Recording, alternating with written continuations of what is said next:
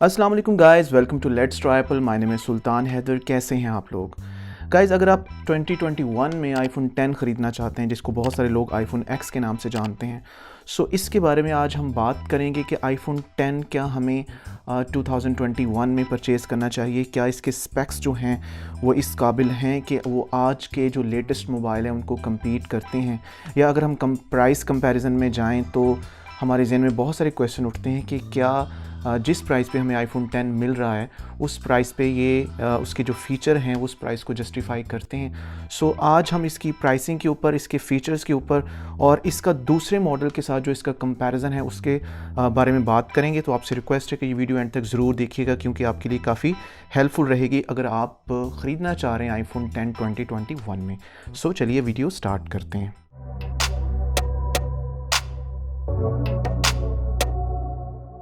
Guys, iPhone 10 जो था वो 2017 में एप्पल ने रिलीज़ किया था और ये एप्पल का पहला फ़ोन था जिसमें हमें फुल स्क्रीन डिस्प्ले देखने को मिला था। इस डिस्प्ले की ख़ास बात ये भी थी कि ये एलसीडी नहीं बल्कि ओलेड डिस्प्ले था। यानी इससे पहले जितने भी मॉडल थे, यानी इसके साथ जो आईफोन 8 और 8 प्लस भी रिलीज़ हुए थे वो, और उससे पिछले जितने भी मॉडल हम देख चुके हैं अब तक एप्पल के, वो सारे के सारे एलसीडी बेस्ड थे। लेकिन एप्पल की जो एलसीडी की क्वालिटी थी वो भी इतनी अच्छी थी कि वो बहुत सारे फ़ोन्स की जो एलईडी को कम्पीट करते थे। लेकिन फाइनली 2017 में एप्पल ने एलईडी जो मॉडल था वो रिलीज़ किया था, जिसमें हमें जो आईफोन 10 था इसका जो डिस्प्ले साइज़ था वो 5.8 इंच में था और इसकी जो पीपीआई थी यानी पिक्सल पर इंच जो इसकी डेंसिटी थी वो 458 पिक्सल थी, यानी कि काफ़ी बेहतर थी।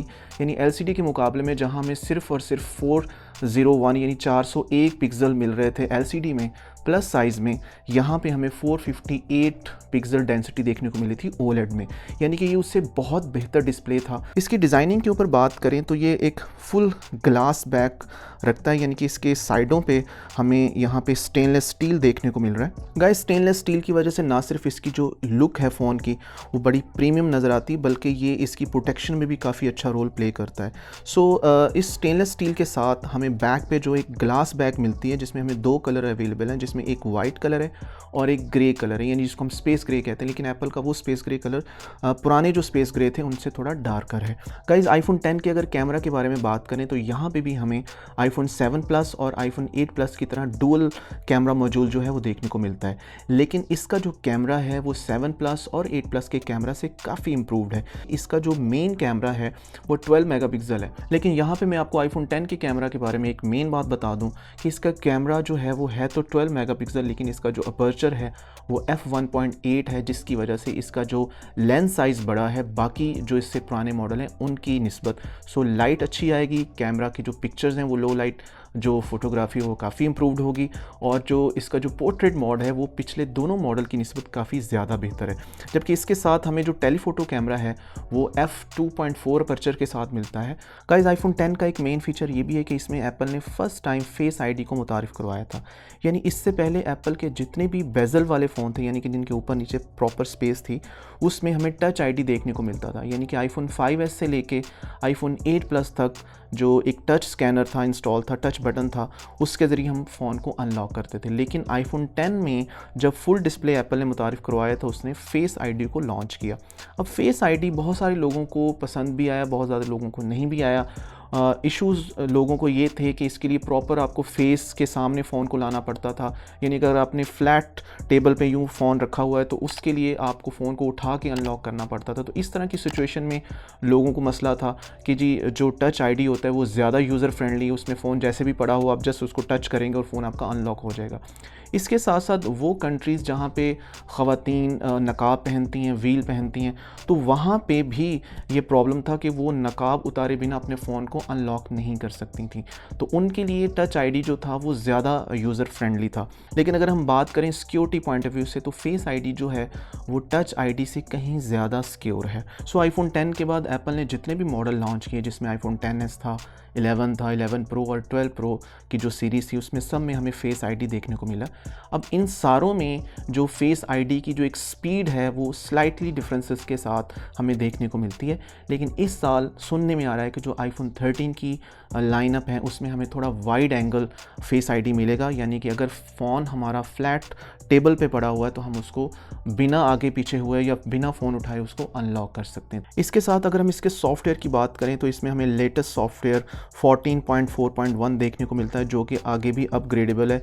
इवन कि 15 भी इसमें होगा और मोस्ट प्रोबेबली 16, 17 तक ये जाएगा, क्योंकि इस साल iOS 15 जब रिलीज़ किया जा रहा है तो सुनने में आ रहा है कि जो iPhone 6s है उसको स्किप किया जा रहा है और जो 7 होगा वो हमारा लास्ट मॉडल होगा जिसमें iOS 15 इंस्टॉल होगा। सो गाइज़, iPhone 10 जो है वो iPhone 7 और 7 Plus की निस्बत ज़्यादा एडवांस्ड फ़ोन है, क्योंकि 7 और 7 Plus जो हैं वो 2016 की डिवाइसेज़ हैं, जबकि iPhone 10, 8 और 8 Plus जो हैं वो 2017 में लॉन्च किए गए थे। सो iPhone 10 को लेके iOS की कंपैटिबिलिटी के बारे में सोचना इट्स टू अर्ली, क्योंकि इसमें iOS 15 और 16 तो डेफिनेटली इंस्टॉल होगा। 17 और 18 के बारे में कुछ कहा नहीं जा सकता, बट वो बहुत बात की बात है। फ़िलहाल आप ये माइंड में रखें कि 15 और 16 तक ये एक कंपैटिबल डिवाइस है और आप इसको ले सकते हैं। iPhone 10 का अगर दूसरी डिवाइसेस के साथ कंपैरिजन करें तो मैं आपको बता दूं कि iPhone 10 जो है वो एप्पल के जो इससे पिछले वाले मॉडल हैं उनकी निस्बत काफ़ी अच्छी डिवाइस है।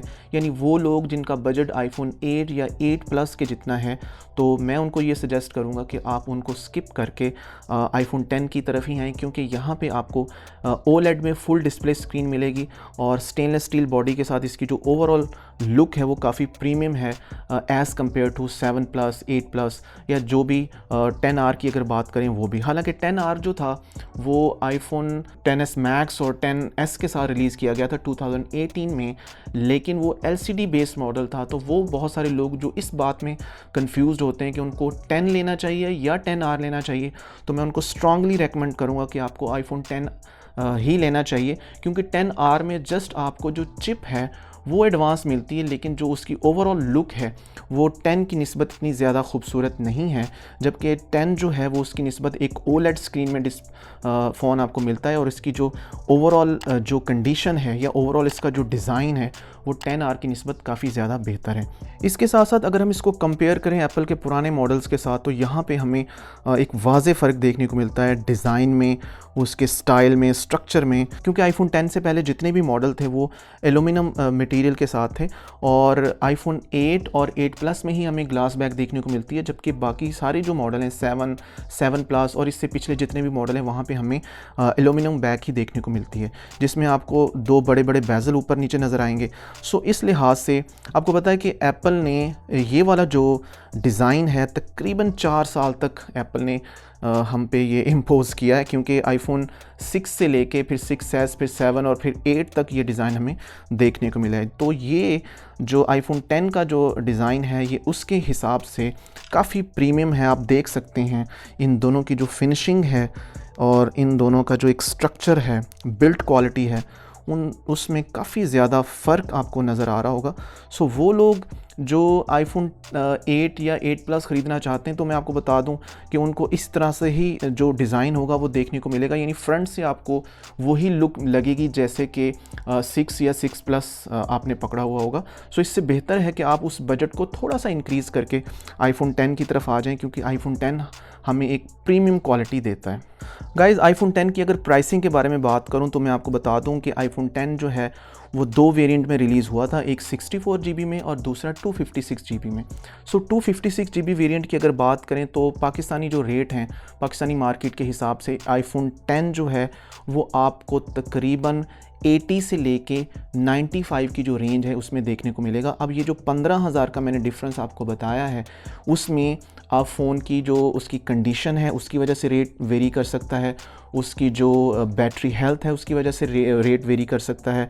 इसके साथ साथ अगर फ़ोन के साथ ओरिजिनल एक्सेसरीज़ हैं, बॉक्स है, फ़ोन की ओवरऑल कंडीशन बहुत अच्छी है, तो ये सारी चीज़ें, ये सारे फैक्टर जो हैं ये फ़ोन की जो प्राइस है उसको वेरी कर सकते हैं, ऊपर नीचे कर सकते हैं। तो आप समझ लें कि फ़ोन की हालत जितनी अच्छी होगी, बैटरी हेल्थ जितनी अच्छी होगी, उसके साथ ओरिजिनल एक्सेसरीज़ होंगी, बॉक्स होगा, तो फ़ोन की जो प्राइस है वो ऊपर की तरफ जाएगी, यानी 95 को टच करेगी, 90 to 95 तक। और अगर फ़ोन की कंडीशन नॉर्मल है और किसी किस्म के डेंट हैं या फ़ोन के ऊपर मतलब उसकी बैटरी हेल्थ कम है, तो आपको फ़ोन जो है वो 80s में भी मिल सकता है। ये 256 GB वेरिएंट की बात कर रहा हूँ। और अगर आप बात करें 64 की तो वो आपको तकरीबन 70 से 80 की रेंज में आपको अवेलेबल हो सकता है करंट सिनेरियो में, जो आज की डेट के हिसाब से। गाइज़ यहाँ पे मैं आपको एक और इम्पॉर्टेंट बात भी बता दूँ कि बाज़ औक़ात ऐसा होता है कि मार्केट में ऐसे फ़ोन भी अवेलेबल होते हैं जिनका फेस आईडी नहीं चलता, यानी फेस आईडी में किसी किस्म की ख़राबी की वजह से, सॉफ्टवेयर भी हो सकती है, हार्डवेयर भी हो सकती है, उसकी वजह से आपका जो फेस आईडी है वो वर्क नहीं करता, लेकिन उसका पूरे फ़ोन की सेहत पे कोई असर नहीं पड़ता। तो ऐसे फ़ोन आपको 15 से 20 हज़ार सस्ते भी मिल जाते हैं। यानी अगर आप 10-15 हज़ार सस्ता फ़ोन लेना चाहते हैं, आपका बजट कम है, लेकिन उस बजट में आप आईफोन 10 को एंजॉय करना चाहते हैं, तो आप ऐसा फ़ोन भी कंसिडर कर सकते हैं जिसका फेस आईडी वर्क नहीं करता होगा। अब यहाँ पे अगर आपके ज़हन में ये सवाल आ रहा है कि फ़ेस आईडी के बगैर हम फ़ोन का क्या करेंगे, तो फेस आईडी जस्ट अनलॉकिंग का फ़ीचर है। यानी फ़ोन को लॉक करने के लिए या अनलॉक करने के लिए आप उसका जो पास कोड है वो भी यूज़ कर सकते हैं। यानी पास कोड के साथ आप फ़ोन को यूज़ करें, पासकोड सेट करें, लेकिन आपको हर दफ़ा पासकोड इंसर्ट करके अंदर जाना पड़ेगा। तो ये भी एक ऑप्शन आपके पास है। अगर आपका बजट इतना नहीं है तो आप ऐसा फ़ोन भी कंसिडर कर सकते हैं अगर आप विलिंग हैं इस तरह का फ़ोन लेने में। बैटरी हेल्थ से रिलेटेड भी मैं आपको एक इंपॉर्टेंट बात बता दूं कि इस वक्त मार्केट में जितने भी आईफोन 10 अवेलेबल होंगे, मोस्ट प्रोबेबली उनकी जो बैटरीज़ हैं उनकी हेल्थ हमें मिलेगी 80s की सीरीज़ में। यानी बहुत कम ऐसे मोबाइल होंगे जो कि 90s में होंगे जिनकी बैटरी हमें 95-94% देखने को मिलेगी, क्योंकि आपको पता है कि ये 2017 का मॉडल है और उसके बाद ऑलमोस्ट 4 साल होने वाले हैं इस मॉडल को। तो बहुत मुश्किल है कि आपको 90 प्लस बैटरी वाले फ़ोन मिलें।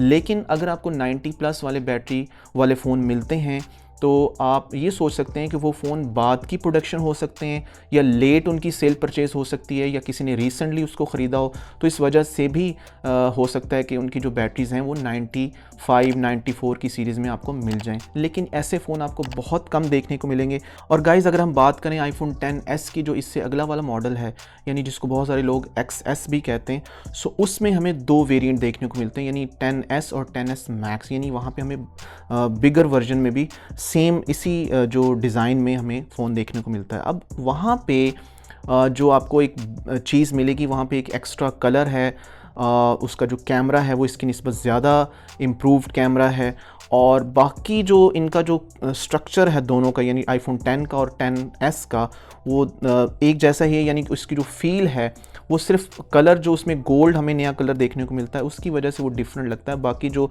अगर आप वाइट में या ग्रे में देखेंगे तो आपको 10 और 10s में कोई बहुत बड़ा मेजर डिफरेंस देखने को नहीं मिलेगा उसकी जो लुक है। सो गाइज़, फाइनल वर्ड्स इस फ़ोन के बारे में ये हैं कि आपका बजट अगर 70 से लेके 90 के लगभग है तो आपको ये फ़ोन लेना चाहिए।